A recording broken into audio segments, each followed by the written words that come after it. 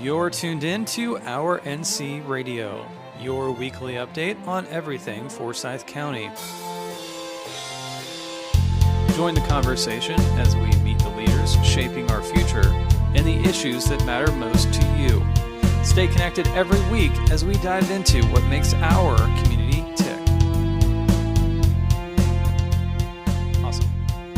All right. Cool. All right, well, I'm here with Jeff, owner of Coffee Mill in Lewisville. Ran into Jeff through Brady, and also, believe it or not, this was the first business that followers of the podcast mentioned to me that they want to hear a little bit more about. So that's kind of why we're sitting down today. Any good business that has an impact on the community, people really do appreciate what you're doing here. And so wanted to sit down and talk with you, learn a little bit more about you, about the business, and just have a conversation. So thank you so much for joining me. Yeah, thanks for having me. I'm excited. Yeah, of course. So let's start from the beginning. So tell me a little bit about the history of this place. From what I understand, the building is historic. So the building is historic. I believe it was built in 1912, somewhere around there, and it was a roller mill, flour mill for years and years, and then it was sold and turned into a hardware store, it's a historic building. It's been the town logo for years, so it's recognizable around town. It has special meaning to me, and we'll talk more about that when I get into why I bought the coffee mill. But it has special meaning to me because as a child, my grandparents lived right up the road. And I can remember coming over to my grandparents' house, and I would say, where's Grandpa? And they would say, he's up at the mill playing checkers. So from my earliest childhood memory, this place had a special place. It was a special place to me because my grandpa played checkers up here. That's cool. On the front porch. That's really cool. But the coffee mill has been here for 18 or 20 years. It wasn't always the coffee mill. It started out as Casanova's, and it was more of a fudge shop that sold coffee. She sold it to a man named Andy, and he changed the name to Coffee Mill. He had it for about 8 years, and I had gotten to know him a little bit because I was a customer here. Mm-hmm. When he owned it, and I just loved the vibe. I loved the old wood floors and the old, 112-year-old wooden beams, and just the whole vibe of it. It was just a really fun place to hang out, a cool place. And so I got to know him a little bit, and the funny story is I was up at the coffee bar one day refilling my coffee, and Andy walked up to me, the owner, and said, "Hey Jeff, how you doing? How's your day going?" That sort of thing. And I don't know what made me say it, but at the end of our conversation, I said, "Andy, if you ever want to sell this place, let me know, because this is a really cool spot." And he said, "Oh, okay." And I'm thinking, years down the road, maybe he'll remember that conversation. Yeah. About 3 weeks later, he came up to me again at the coffee bar while I was getting coffee and said, "Jeff, I've been thinking about what you said." And I had already forgotten. I said, "Oh, what did I say?" What'd you step into there? Yeah, I don't have a clue what I said. And he said, "Yeah, that you might be interested in buying the coffee mill someday." And I said, "Oh yeah, I mean, I'd be interested in talking to you about it." And he said, "Well, I think I'm ready. I'm ready to retire." His wife had just retired, and he thought, I'll retire too if somebody will buy it, and we'll spend some retirement time together. So I hadn't even mentioned it to my wife or anything, of course, because I thought, it's years down the road. It's just something I said. So I went home and mentioned it to her, and she said, "Absolutely not. You don't know anything about running a coffee shop. Absolutely not." But then we talked about it some more over the next several weeks and decided, let's just give it a try. So I bought it. It'll be in this April, it'll be 6 years ago. Okay. And it was a good decision. I mean, there's been ups and downs, and I didn't know anything about running a coffee shop, Yeah. but I've been blessed, and it's been very successful. Each year is better than the year before. And it really is the community hangout spot, and has become even more so in the last several years. Yeah, I've noticed that a lot. Just immediately you come in, there's a very welcoming vibe. Right. It's not like stuffy corporate Right. coffee shop. It's more of like, you got people of all walks of life, Right. sitting down, doing some work, having a chat, reading a book, Yeah. And just enjoying some company. that's exactly what I wanted. So again, I didn't know anything about running a coffee shop. So I started doing research, watching YouTube videos and interviews and things, not only how to make coffee and how to do a latte art design and all those fun things, but, kind of the history of coffee shops. And I ran across an interview with Howard Schultz, the founder of Starbucks. And this Mhm. was from 1984, or so. I mean, way back in the beginning of Starbucks. And he said in the interview, my wife and I went to Italy and we visited coffee houses there. And I came back knowing that I wanted Starbucks to be like an Italian coffee shop where the community gathers and there's comfortable seating, and you gather and you meet with your neighbors and friends and family members, and you talk about the events of the day, and you get to know people in your community. Of course, Starbucks is not that anymore, but Right. that was the original It's a the novel original idea. plan. Yeah, for The sure. original idea of Starbucks was a community gathering place where you get to know your neighbors, and that hit me. I said, "That's exactly what I want." While other coffee shops are going away from that Mm. and taking away their comfortable seating inside and forcing you through their drive-through because you're just a number, Yep. I want to be a place where the community gathers and gets to know their neighbors. So we don't have a drive-through, and we have very comfortable seating.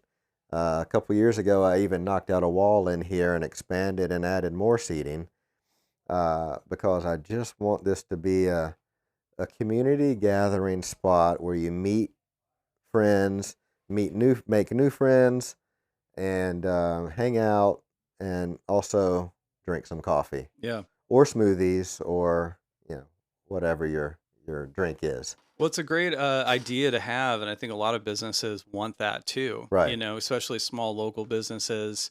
But how do you go about accomplishing that? Because you don't just like, all right, I'm selling coffee. Everybody, come on, come Yeah, on down. that was How do you nurture that kind of environment? that was a tough one at first because I bought a coffee shop that was already established and it was doing well. I just wanted to take it to the next level. Andy, the previous owner, had already started the process. His vision was the same as mine, to make it inviting, make it a place to sit and meet with your friends and gather. So it was already that there, but I wanted to increase awareness. So how do you increase awareness of a place that's been here for 20 years or 18 years? Um, One thing Andy never did or rarely did was social media. So I started a big social media campaign, just putting stuff out there, and you know, whatever I wanted to put out for the day. It could be a funny video. It could be a lot of times I post my trips. I do a lot of traveling and hiking and camping and things. And I remember one year I was going hiking, I believe, or camping, and I get to the campsite and somebody had made camp campsite coffee, which is horrible. And so I just posted a picture on Facebook of me making a bad face trying to drink some campsite coffee in the middle of the mountains of Tennessee, and saying, I think the caption was, "I miss the coffee mill already," or something. Just getting the name out there a little better than he did. Um, and and then yeah, I've always wondered what the secret to my success has been, because um, we have gone to the next level. I mean, our sales have basically tripled since I bought the coffee mill. That's fantastic.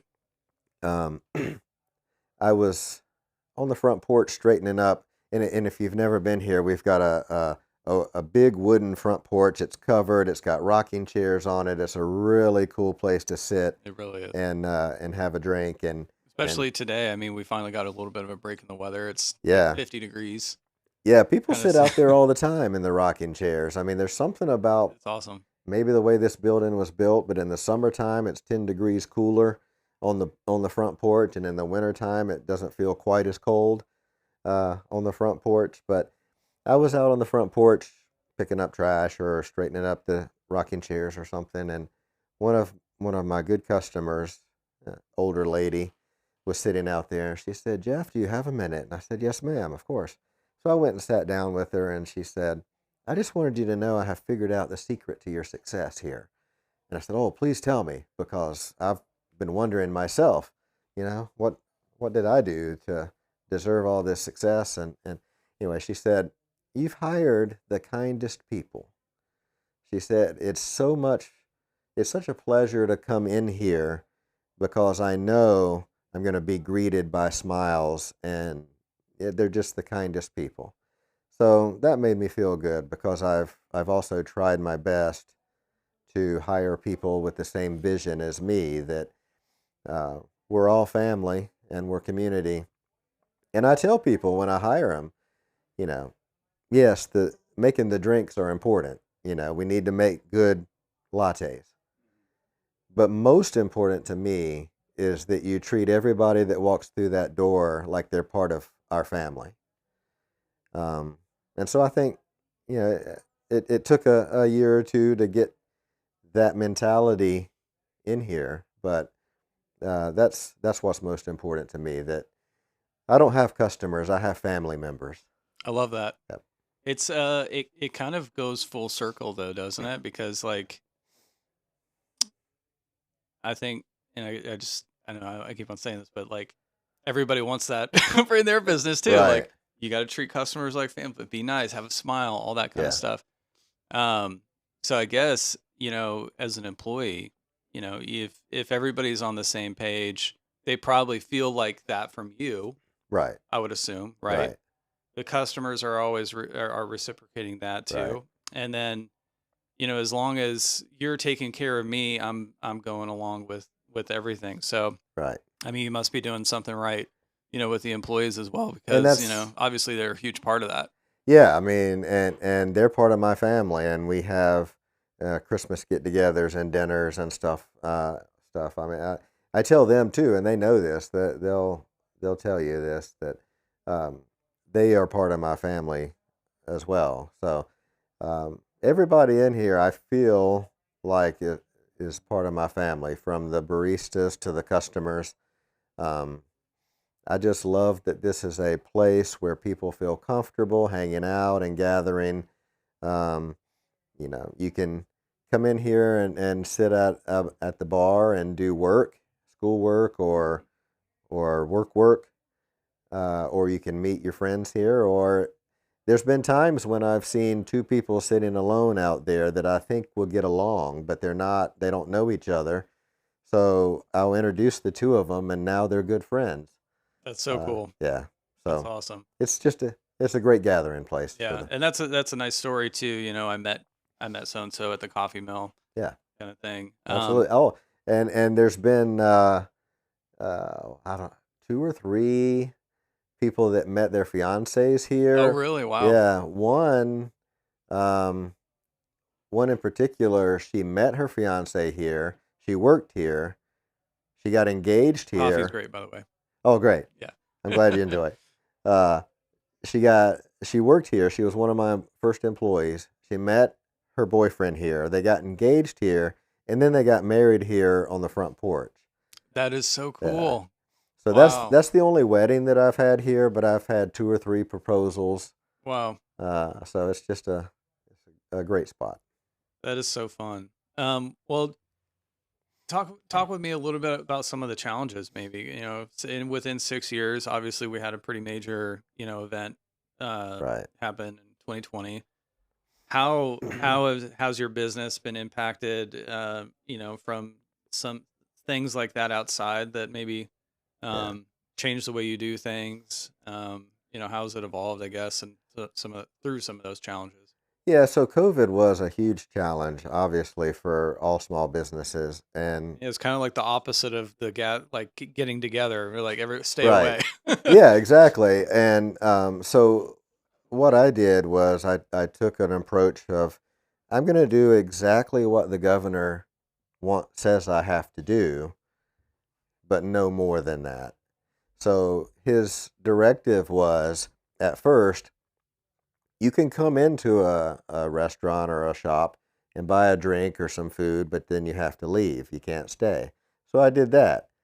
So I never closed, but I did by the book what Governor Cooper said we had to do. Then he said, okay, you can come in, but your tables have to be 6 feet apart and all that. And anyway, I played by the rules, but I never closed. And it was during that time of you could come in and get a drink, but then you had to leave, that people started coming in that I had never seen before. And they said, several of them, many of them would say, I usually go to Starbucks, but they're closed. So I Googled coffee shop near me and it brought me here. And I live half a mile down the road and I never knew you were here. Oh, well, great. Welcome.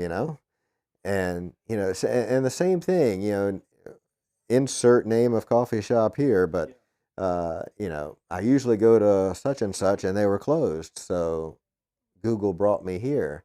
Thank you for being open, and thank you for playing by the rules and being safe, but thank you for being open.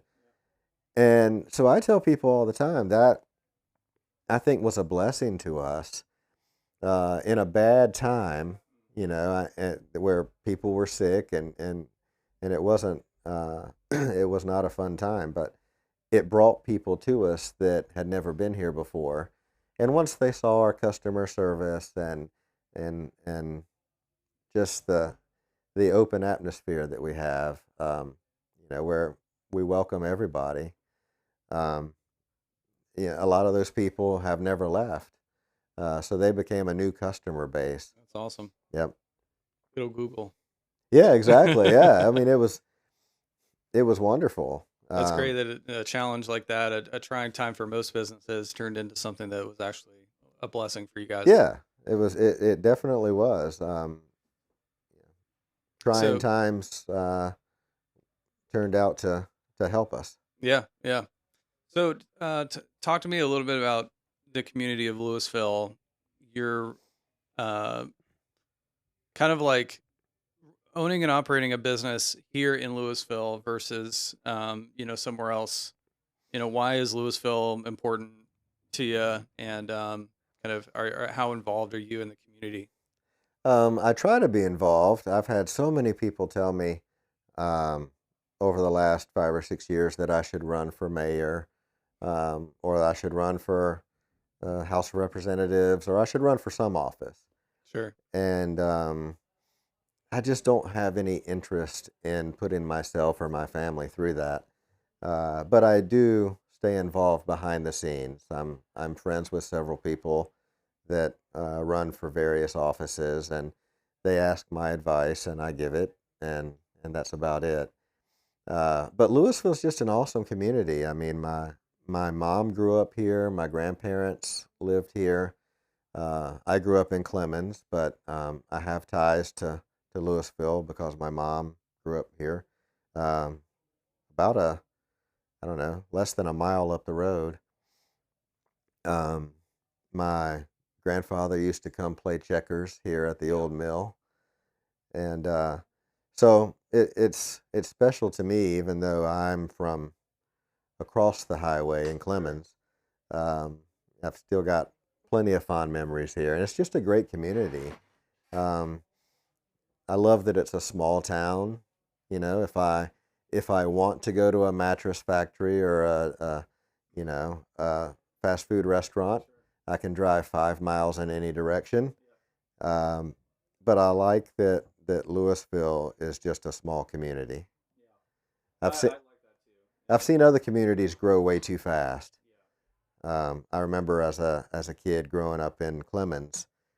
I mean, we basically had two or three restaurants and a gas station, and now you can't even drive through there. It's bumper to bumper at times, and so sometimes communities grow too fast, and I hope Louisville doesn't do that.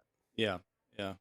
So I guess owning a business in Louisville, is there anything that you wish town government could do to make it more business friendly here, or anything that has been done in the past that could you view could have been done differently? One thing I really enjoy about the ordinances, I guess, of the town of Louisville is that um, they have a no drive-through, no fast food drive-through policy, and I fight for that because once you allow drive-throughs, then you're going to get McDonald's and Burger King and Starbucks and all these places. And as I say, if you want those things, you can just drive 5 miles up the road, and there they are. Um, I have several friends that are in politics, local politics and state politics, and um, I stay in touch with them pretty regularly about, let's do what we can to maintain the small town feel of Louisville, understanding that there's always going to be growth. When new neighborhoods are proposed, I think that's not necessarily a bad thing. There's room for growth, but um, let's try to maintain the small town feel. Yeah. No, I'm 100% on board with that. The one thing I'm kind of excited is right behind you guys is the Great Wagon Road Right, improvement that's supposed to be uh, going up. And right. when I was talking to Mayor Horn a couple episodes ago, he's mentioned in like 18 months it could be done, which is pretty exciting. Yeah, we'll see. I know DOT doesn't always. 18 months is all. I was like, really? Wow, Yeah, that's pretty. I don't know. That's pretty quick, Maybe they should finish some of their other projects right? before they tackle this. I But saw him working on the bridge, yeah, like over at Shallowford the yeah, other day. Actually, Lowe's last night on my way home. Yeah, that's got to be tough for the other businesses across yeah. from the So over there. we can have that kind of growth, uh, while still maintaining the small town atmosphere. So that's what I push for. Yeah, I gotta ask, what's up with the Bills hat? Go Bills! I mean, what do you mean? What's up with the Bills hat? Go What? Bills! There's nothing to do with North Carolina. No No, Panthers hat. so no, I was born into the Bills Mafia. Yeah, what's the story? My dad is from Rochester, New York. Okay. I was born and raised here, so I don't have, a personal New York connection. But my dad was born in Rochester, New York. I still have aunts and uncles and cousins and stuff up in Rochester. So from my earliest days, um, I was told, we're a Bills family. We're a Bills family because of the Rochester connection. But I didn't really like the Bills when I was a kid. I was a Cowboys fan because they were always on TV, and the star and the fancy, the silver helmet with the star on it. It was just so cool. And so Roger Staubach and Tony Dorsett and those guys in the 70s and 80s. So I was a Cowboys fan. But then, uh, but I always had the Bills Mafia blood in me. Uh, so anyway, I was upset at the Cowboys ownership when they fired Tom Landry and just some of the knucklehead moves that Jerry Jones has made as the owner of the Cowboys. And I thought, you know what? I don't think I want to be a Cowboys fan anymore. Oh, Smart. I'm a Bills fan already, so that's an easy Yeah. transition. There you go. Just go full on. Yeah. Yeah. It doesn't hurt too that they're having a lot of success with Josh Allen. That's Oh yeah. yeah. Yeah. Any predictions for this He weekend? should be MVP of the league this year, Yeah, but I agree. I don't know. I heard somebody on a sportscast yesterday, I think, say, "Let's just let this game decide the MVP." I heard that too. Yeah, whoever wins this game I should forgot be who the that was. MVP. It might have been, I think it was John Gruden that said it, Yeah. that I heard. Yeah. But all right, prediction for the game. I'm scared of the Ravens because the Bills defense does not stop the run very well. And when we played in week 4, the Bills at the Ravens, Derrick Henry ran 199 yards on us. Yeah. And we could not stop him. We were without 3 of our starters on defense. So those 3 guys are healthy now, and maybe that'll make a difference. But as long as we've got Josh Allen, there's no telling. But then they could say, as long as we have Lamar Jackson. Yeah. Well, at least you're at home. Yeah, we are That at makes home. a difference. It's going to be, they say the forecast for Sunday evening is 12 degrees with a wind chill of -2. Oof. But, Baltimore is used to cold weather too. Not that cold, but. Yeah. Anyway, it should be a good game, but go Bills. Yeah, we kind of have like a little bit of a similar story because I grew up in Southern California. Okay, what part? Orange County. Okay. But it was because my dad was in the Navy. Yeah. And all my family is from Northern VA. Gotcha. So Redskins. Yep. Commanders now, but Redskins. Yeah. It was like, I remember VHS tapes, the Bills. Yeah. Redskins Super Bowl. Right. Watching that over and over again. I was born in the 80s, so like right when I was like starting to understand what football was, we were really good. Yeah. And so that helps. But so yeah, that was and I the played Joe Theismann years and Theismann, yeah, Riggins. Yeah. Yep, Riggins, the Hogs. Yeah. And then of course with the leg break and everything like that. Oh, and then we had like pretty much the mid-90s grind, which we weren't all that great. Right. And then ever since then, we've been pretty much awful. Yeah. But I've stuck it through. Hey, they're in the second round this year. They're in the second round. We finally got a quarterback this year. So I think that's great. Change of ownership. You mentioned the Cowboys. Change of ownership. It's like I had no idea that could have been as much of a difference as it is. But like you're talking about 60% roster turnover, and in the playoffs from going from a 4-win team to winning 13 games so far, couldn't have asked for anything better. Oh, absolutely. It makes a big difference. Yeah. Well, I know we're totally off topic. Yeah, I just had to ask about the Bills hat, but yeah, I did also want to mention you guys got coffee shop of the voted coffee shop of the year. As I was looking at so what was that 5 years in a row? 5 years in a row we were voted. That's fantastic. Favorite coffee shop in the Winston-Salem Journal. So that's awesome. Yeah, I'm proud of that. Yeah, that's fantastic. Yep. And it just to me validates what I've been saying, that people just love to come hang out with us. So, what are your hours, and what days are you open, not open?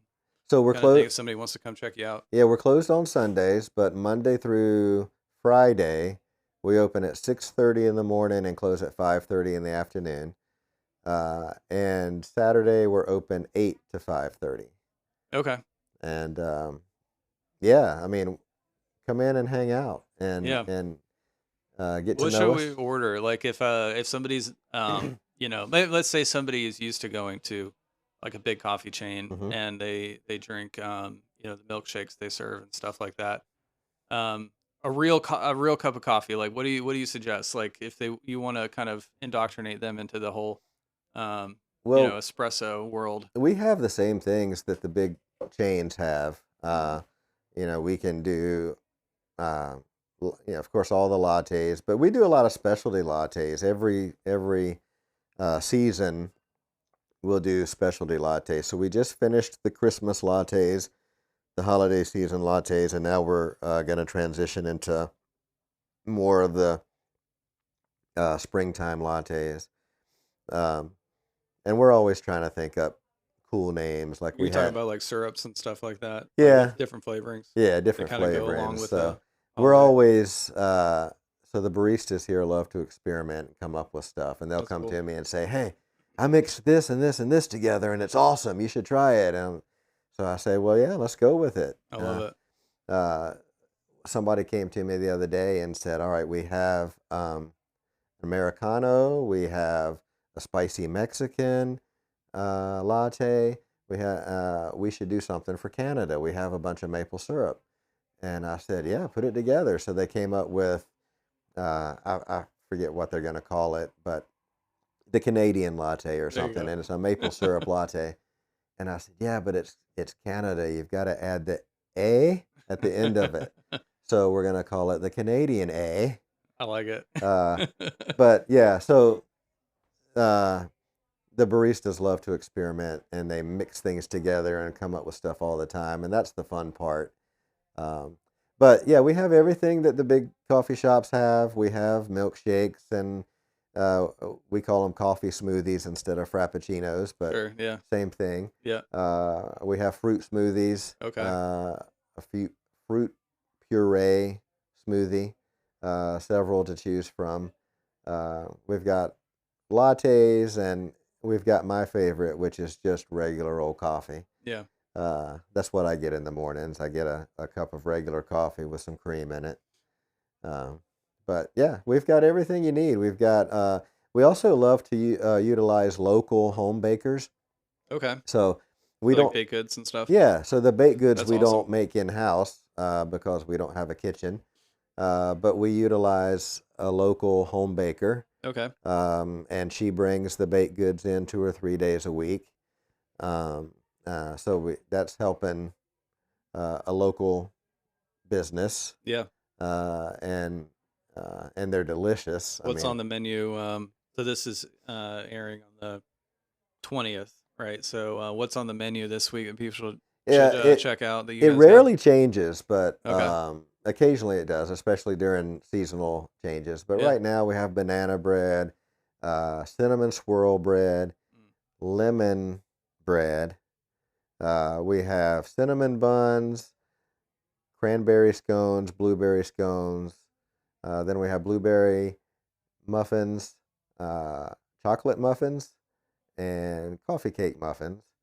And then we have cookies and things like that too. So, Very cool. and we have special baked goods where you don't gain weight if you eat a bunch of them. Well, that's awesome that you pulled that off too. Wow. Yeah, Miracle yeah, it's worker over here. pretty magical. Pretty magical. That's awesome. That's great. Well, very cool. Well, it was great getting to know you Yeah, and chatting absolutely. with you today. Is there anything, any parting thoughts or anything you want to say to the audience? No, again, just if you've never been here, please come check us out. We we're all about community. We're all about neighbors and family, and we would love for you to be part of our family also. Uh, Come in and hang out, get to know us, and we'll get to know you, and you'll be part of the Coffee Mill family. Awesome. Well, that's a great invitation. I think a great way to sign off. Again, appreciate your time and Absolutely. hopefully this episode gets a lot more business for you and it brings a lot more people into town and um, yeah, all the best in the future and hopefully we get to see the plaque for 2024 coffee shop of the year here coming up soon. You never know. You never know. Awesome. Thank you. All right, thanks. Well, thank you so much to Jeff Blair at the Coffee Mill here in Lewisville, North Carolina. I hope you all enjoyed the conversation that we had. I really had a nice time sitting down with Jeff and getting to know a little bit about a fantastic person and a fantastic local business that we have here in Forsyth County. If you haven't visited, it's right off of Shallowford Road in Lewisville, North Carolina. You can get off at the Lewisville Clemens exit, or you can get off at the Lewisville Williams Road exit. and just take a right and down Shallowford, and it's right there on the left-hand side as you go down. Also, I wanted to just mention that if you want to nominate a business, if you feel like there's a small business here in Forsyth County that's doing a great job, part of the community, definitely offers great benefits to folks that live in the area, and you just feel like they do a great job and they don't maybe get the recognition that they deserve. I would love to hear from you. Also, if you own a business here in Forsyth County and you're interested in being featured on the podcast, I am just kind of starting up, taking suggestions from folks, and I'm definitely willing to try to fit as many in as I can. While we're still new and growing, and I think it would be fantastic really for anybody that is looking to reach, other folks in Forsyth County, kind of get the word out. Definitely want to support small local businesses and other people in the community that are trying to make a difference in the community. And so you can shoot me an email. The email is ourncradio@gmail.com. And I'm really looking forward to next week as well, where I'm more than likely going to have another very special guest. I have been in touch with a representative here in Forsyth County that is in the state legislature, and I'm looking forward to potentially sitting down with that person and having a discussion with them for the show in the coming weeks. Could be next week, it could be another week, depending on schedules. But if not, I will be looking forward to 2025 projects and also some just updates on things that have been going on town council. And I've got more interviews kind of lining up as we go along. So I'm very excited to continue growing the podcast and the show. And if you feel like I'm doing an okay job and you want to share this with your friends or family or on Facebook or Twitter or whatever, I would really appreciate that. That's really the best way to help me out with what I'm doing at the moment. There will be some ways to kind of contribute in the future. I'm looking to upgrade some equipment, and I'm looking to spend a little bit more time every week on this project, as I feel like it could definitely be a really nice benefit to folks. And I've been getting so much great feedback. I really do appreciate that. Of course, everybody that's listening, I appreciate you. I hope you do subscribe on Spotify. And lastly, I wanted to shout out Def Cross. He's the one that helped me out with the intro music in the intro for today's show. That's something I'm probably going to be using in the future for most episodes, and could even get some nice funky outro music as well. So thank you to Def Cross for that. And if you are an artist that is interested in collaborating and having some of your music maybe featured on the show, you're welcome to reach out to me as well. As I want to use this platform as a way to benefit the community and all aspects of the community. And of course, the arts is part of that as well. So shoot me an email, ourncradio@gmail.com, and I will talk to y'all next time. Thank you so much.